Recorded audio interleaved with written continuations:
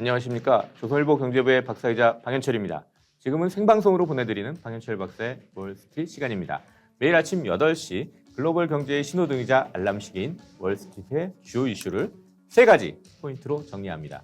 그리고 차례차례 이슈를 격파해 볼 텐데요. 그럼 7월 30일 금요일 생방송 방현철 박사의 월스트리트를 함께할 분을 소개해드리겠습니다. 미래에셋증권 글로벌 주식 컨설팅 팀에서 일하고 계시는 박성용 선임 연구위원이십니다. 안녕하세요. 네, 안녕하십니까. 간밤에 상당히 덥던데 네네. 더위에 잠은 잘 주무세요? 자다가 한 3번 정도 맨날 깨는 것 같습니다, 요즘에. 그렇게 많이 깨요? 네. 네. 에어컨 틀어보지 않으세요? 어때요? 저는 그 선풍기를 좀 약하게 틀고 자는데 네. 이게 선풍기를 틀고 자다 보니까 약하게 틀고 자다 보니까 땀이 좀 나서 그런지 자다 깨다 하는 것 같고 아무래도 좀 성격이 좀 예민해서 그런 것 같긴 합니다. 네. 무더위에 시청자 여러분도 잘 보내시기 바랍니다. 자, 본격적으로 시작하기 전에 간밤에 월스트리트에서 어떤 일이 있었는지 알아보도록 하겠습니다. 30일 새벽에 끝난 월가 증시에서 다우지수는 0.4%, S&P 500은 0.4%, 나스닥도 0.1% 상승했습니다. 미국 상무부는 미국의 2분기, 즉 4월에서 6월 성장률 속보치가 6.5%로 집계됐다고 발표했습니다. 지난주 신규 실업수당 신청은 40만 명을 기록했습니다. 자, 오늘의 월스트리트 3가지 포인트는 첫 번째, 증시는 앞을 보고 간다. 두 번째, 기대보다 못한 성장, 금리는 알았나? 세 번째, 체면국인 밈 주식 대부 상장. 이렇게 3가지를 꼽았습니다.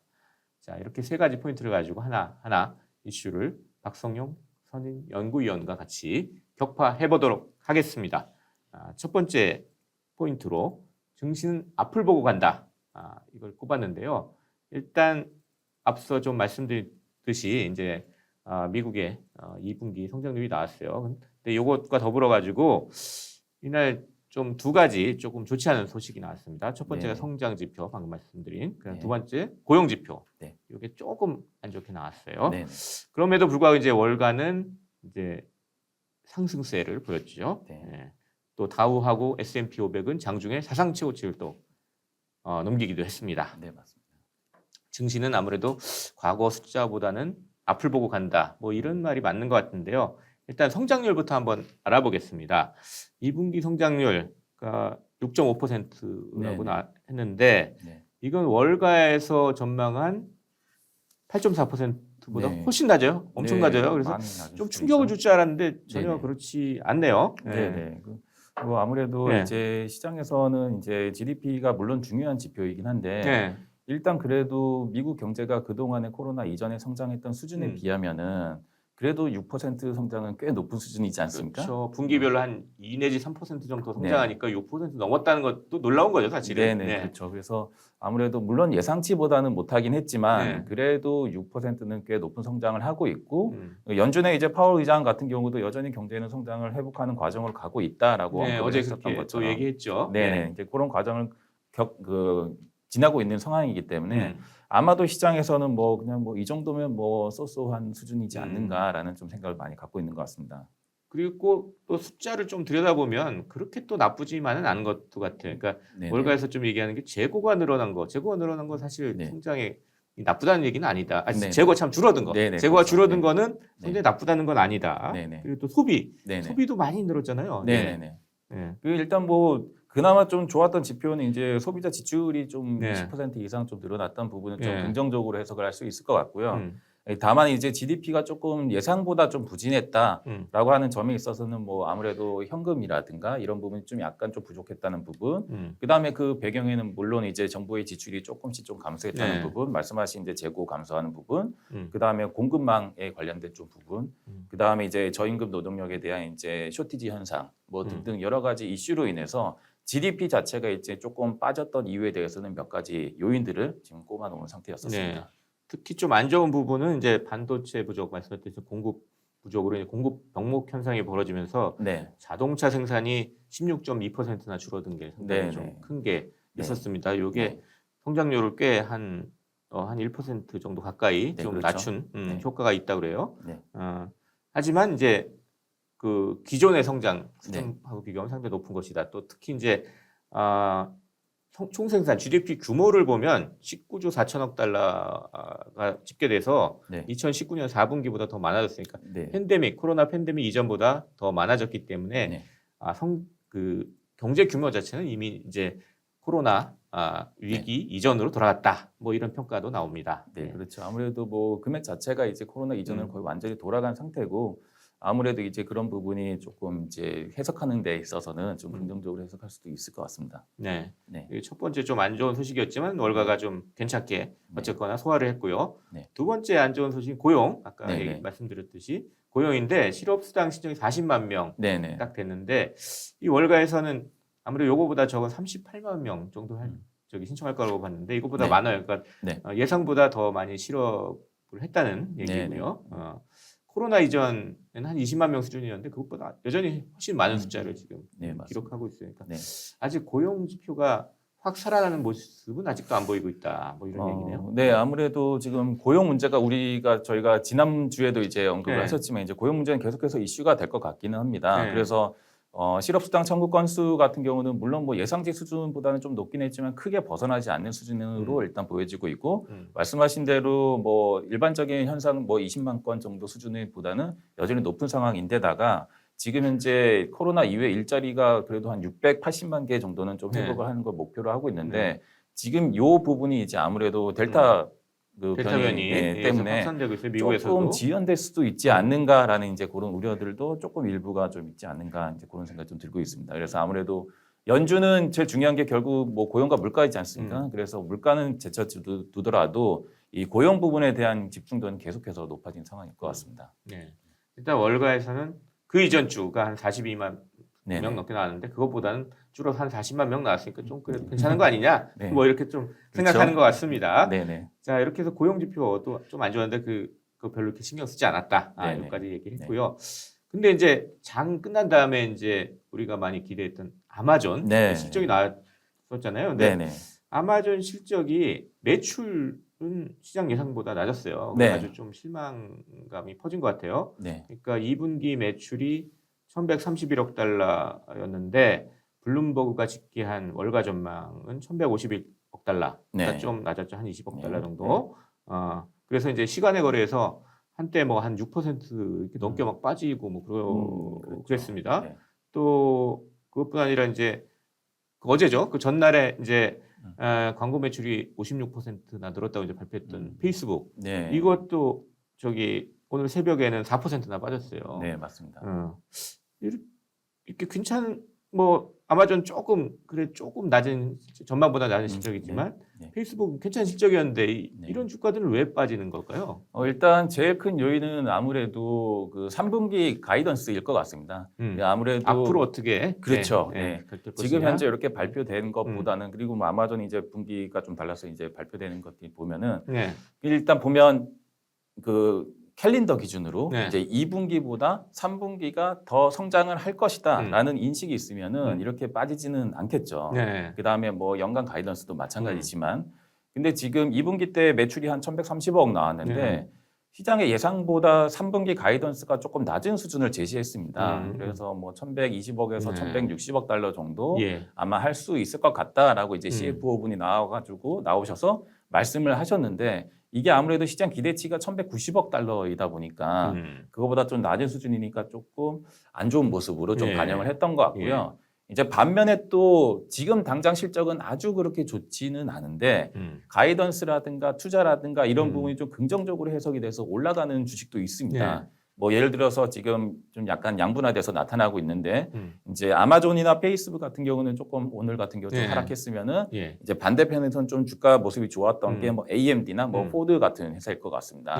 업종은 좀 다르지만 AMD 같은 경우도 보면은 요번에 뭐 매출 규모가 한 38억 달러면은 가이던스를 41억 달러를 줬거든요. 그래서 이제 가이던스를 계속해서 올리는 업체에 대해서는 주가 수준도 좀 좋았던 모습을 요번에 좀 다르게 좀 나타났던 걸로 해석을 해야 될 것 같습니다. 그러니까 지금 나온 게 2분기 실적이니까 이미 과거의 숫자니까 과거 숫자보다는 앞으로 3분기, 4분기에 어떻게 될 거냐 그런 실적에 대한 가이던스 내는 거를 시장이 더 중요하게 생각한다. 이렇게 보면 되겠습니다. 그러니까 결국 이제 저희가 처음 GDP 얘기하면서 성장률 얘기하면서 얘기한 건데 지금 증시는 과거보다는 앞을 좀 내다보는 네. 뭐 이런 식으로 반영을 하고 있는 것 같습니다. 네. 자, 이렇게 해서 첫 번째 이슈 증시는 앞을 보고 간다. 이 이슈에 대해서 좀 얘기를 해봤습니다. 두 번째는 이제 기대보다 못한 성장, 금리는 알았나입니다. 그러니까 일단 방금 얘기했듯이 2분기 성장이 이제 기대보다 못했는데 이렇게 되니까 최근 들어서 금리가 하향세를 보였잖아요. 네. 최근 들어 좀 빠르게 하향세를 보여서 네. 그러니까 예를 들면 이제 10년 만기 미국 10년 만기 국채를 가지고 예를 들 수가 있겠는데 네. 그러니까 3월 달 한 1.8%까지 올라갔다 쭉 조금씩 떨어지다가 네. 6월 달 이제 FOMC 연방 공개시장위원회 즈음에서 한 1.5% 수준에서 움직였다가 7월 들어서 좀 하락세가 빨라져 가지고 최근엔 연 1.2% 정도에서 움직이고 있는데 이게 금리라는 게 기본적으로 경제가 성장하면 오르고 좀 둔화되면 좀 네. 내리고 이런 네네. 게 있으니까 네. 지금 금리가 왜 이렇게 움직이는지 사람들이 상당히 궁금했는데 네네. 알고 보니 GDP가 그 경제 성장률이 그 기대보다 좀 낮게 나왔단 말이에요. 그렇죠. 그러니까 네. 채권 시장은 이거 미리 알고 있었던 네. 거 아니냐, 뭐 이런 말이 나와요. 네네네. 아무래도 네, 어떤 것 같아요? 그런 의견들이 네. 뭐 골드만삭스라든가 음. 뱅크 오브 아메리카라든가 6, 7월 들어서면서부터 음. 계속해서 제기가 됐었던 이슈들입니다. 네. 그래서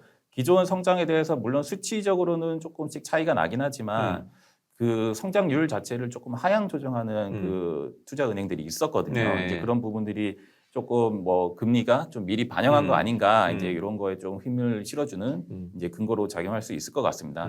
뱅크 오브 아메리카 같은 경우도 금리 하향한 거에 대해서는 어느 정도 조금 연준이 금리를 계속 강하게 올리지는 못할 것이다라는 인식이 조금 반영이 된 것으로 좀 해석을 네. 하고 있고 다만 이제 뱅크 오브 아메리카 같은 경우는 그래도 여전히 뭐 다시 한번 금리가 올라갈 여지는 남아 있다라는 언급을 네. 하면서 네. 약간 중립적인 스탠스를 좀 네. 보여줬었던 것 같습니다. 그래서 뱅크 오브 아메리카는 6월 고용 지표를 좀 네네. 자세히 보라고 그랬죠. 그래서 네네. 그게 고용 지표가 좋으면 금리가 좀 상승적으로 갈 것이고 네네. 안 좋으면 조금 이게 피크다라고 네, 생각할 그렇죠. 것이다. 뭐 이렇게 얘기를 했었고요. 네. 네. 그렇죠. 네.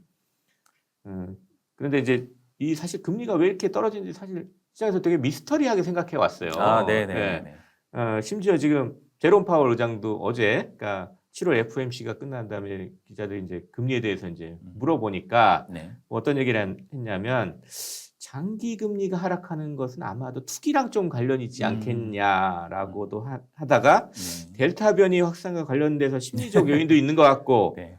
성장에 대한 걱정도 있는 것 네. 같고 네. 뭐 그렇게 여러 가지 막 이유를 들으면 뭐 한 가지도 아니고 네네네. 결국은 그렇죠. 잘 모르겠다는 다 얘기였어요. 모르시는 것 같습니다. 예. 뭐 파월 의장도 네. 그랬고 뭐 시장도 마찬가지인 것 같고 네. 이 정확하게 뭐 이유를 판단하기는 쉽지는 않은 것 네. 같습니다.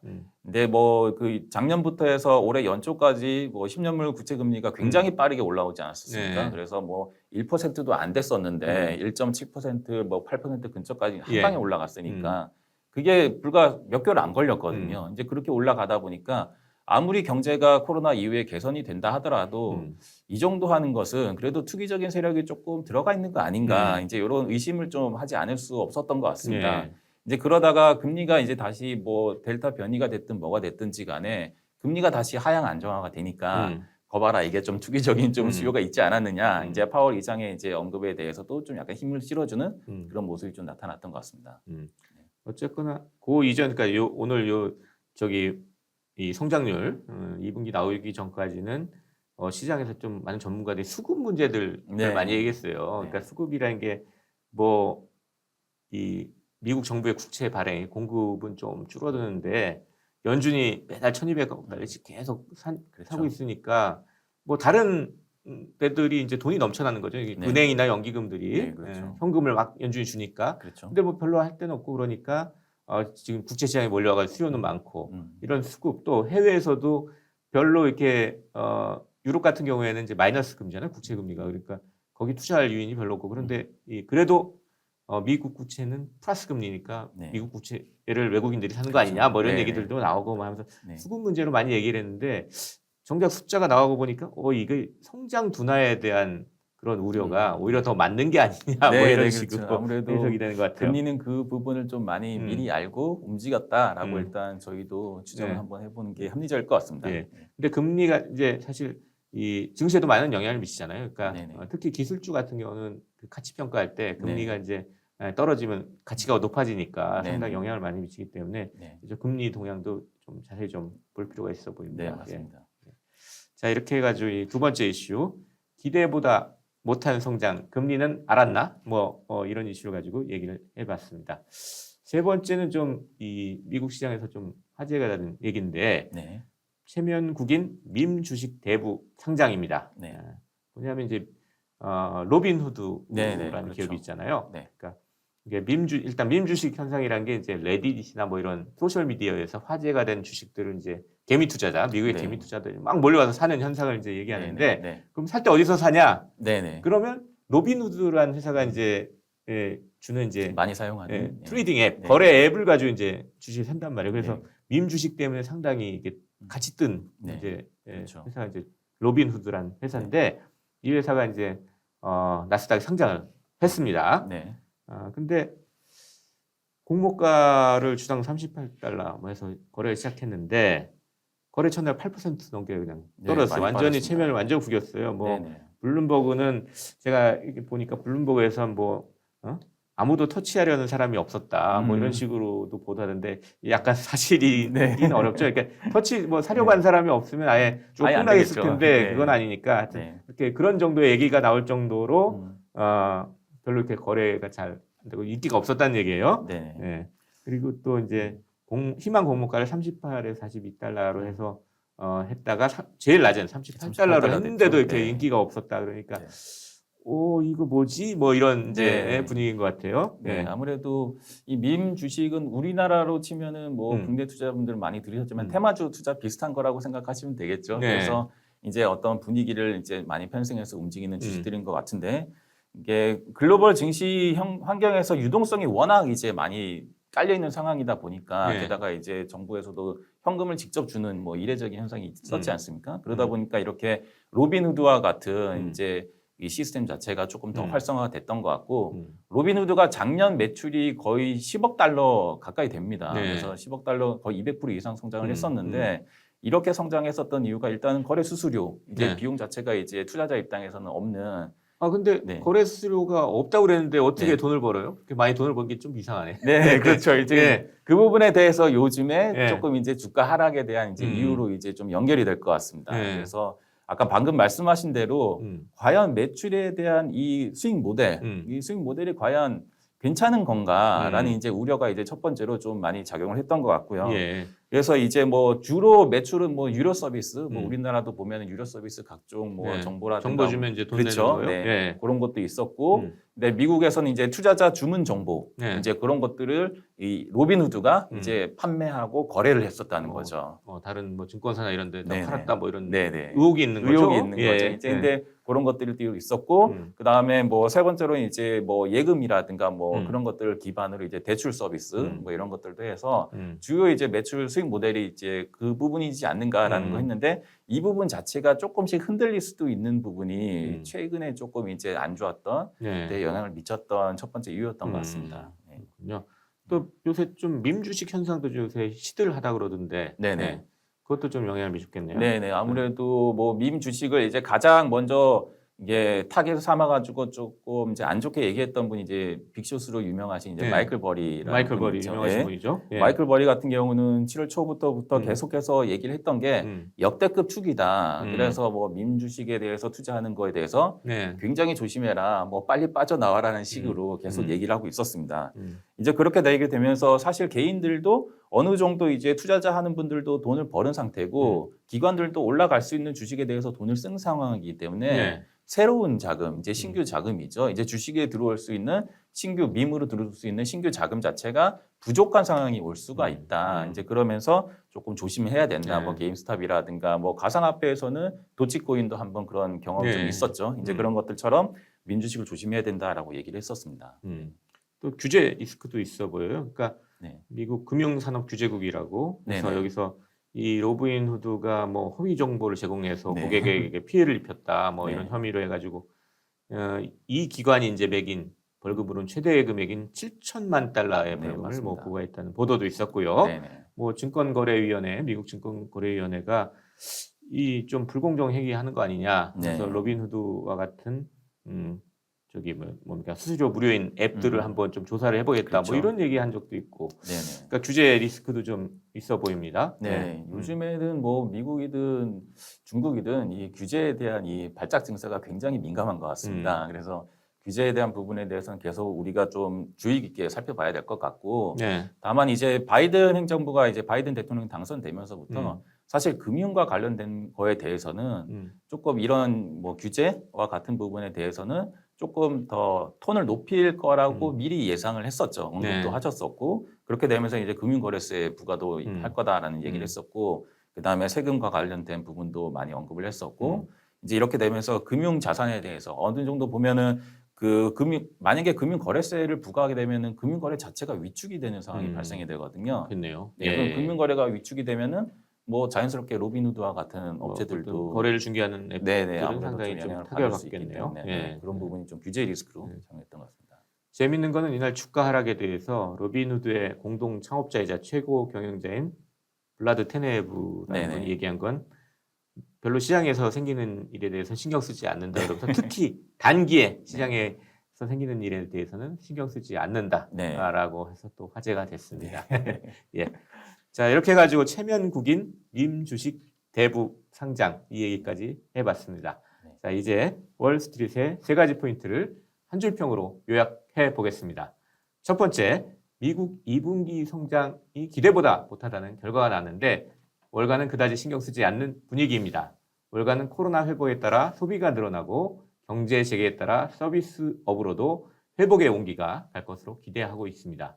하지만 새로운 코로나 변이 확산 우려는 여전합니다. 앞으로 미국 증시 행보가 기대됩니다. 두 번째, 최근 들어 빨라진 금리 하락세가 계속 이어질지 관심이 높아지고 있습니다. 성장에 대한 의심이 커진다면 금리가 낮은 수준에서 유지되고 다시 성장세가 커진다면 금리가 오를 가능성이 높습니다. 증시에도 많은 영향을 주는 금리 움직임에 주목하시길 바랍니다. 세 번째, 미국 개미 투자자들이 일부 주가를 끌어올리는 밈 주식 현상이 최근 시들해졌습니다. 하지만 전체 증시가 지지부진한 모습을 보이면 언제라도 다시 확산될 수 있습니다. 코로나 이후 세진 미국 개미 투자자들의 영향력도 점검해 봐야 하겠습니다. 자, 이렇게 해서 거의 방송을 마칠 때가 다 됐는데요. 자, 오늘 함께 하셨는데 어땠는지 저희 시청자 여러분께 마무리 인사 부탁드리겠습니다. 아, 네. 뭐 계속 지난주와 이번 주 계속 우리가 관심 있게 봐야 되는 지표는 고용 계속 이제 여전히 봐야 될 것 같고요. 그 다음에 뭐 기업 실적이 이렇게 변동성이 생겼을 때는 아무래도 우리 투자자들 입장에서는 계속해서 잘 되고 있는지를 가장 주목해야 되는 하나의 좀 포인트이지 않을까 싶습니다. 이런 부분을 잘 참고하시면서 대응해 보시면 좋을 것 같습니다. 예. 자, 7월 30일 금요일 생방송 방현철 박사의 월스트리트 벌써 라이브를 마칠 시간입니다. 그 전에 방현철 박사의 월스트리트에서 구독자분들 위해서 이벤트를 준비했습니다. 선물은 조선일보에서 출간한 주식투자 교과서 따라하면 돈 버는 주식 노트입니다. 이벤트에 응모하시는 방법은 첫째, 업로드되어 있는 월스트리트 영상에 응원 댓글 남기기. 둘째, 유튜브 채널 조선일보 머니 구독 인증샷 남기기입니다. 이 두 가지 미션을 마치신 뒤 지금 라이브 영상 하단에 더보기 혹은 커뮤니티에 공지된 링크의 이벤트 응모 양식을 작성해 주시면 되겠습니다. 이벤트는 오늘까지니 참고하셔가지고 많이 받아가시기 바랍니다. 그럼 저는 다음 주 월요일에도 아침 8시 월스트리트를 세 가지 포인트로 진단하고 이슈를 격파하는 방현철 박사의 월스트리트로 돌아오겠습니다. 지금까지 함께해 주신 미래에셋증권의 글로벌 주식 컨설팅팀 박성용 선임 연구위원 그리고 저는 조선일보 경제부의 박사이자 방현철이었습니다. 감사합니다. 감사합니다.